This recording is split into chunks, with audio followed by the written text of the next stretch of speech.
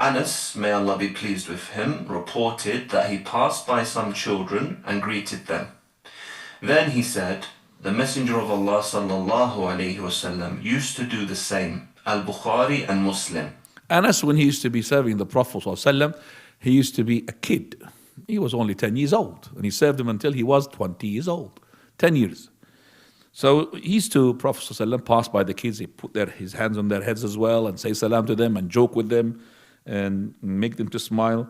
Just to show you that the children has to be interacting with the adults, and not to see the adults are aliens. They can't touch them, can't approach them, scared of them.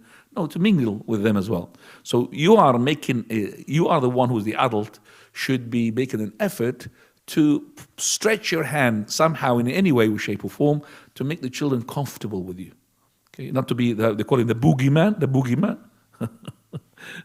Not to be the boogeyman for the children. The children, okay, some of the children, as soon as see that somebody who's really, like, Allah al-Musta'an, some of the sheikh that we know, they're terrorizing the children. As soon as they run off, they beat them up. Okay, that's not correct. How can the child love the deen except by loving those who are presenting the deen? They see the sheikh, mashallah, nice, smiling with them, joking with them, happy with them. Not a person who is just miserable face and he always shouting at the children or beat them up. He's not going to like this. The deen is going to run away from it. You're only going to be having control on him when he's young, but when he gets older, he's going to have his own thoughts.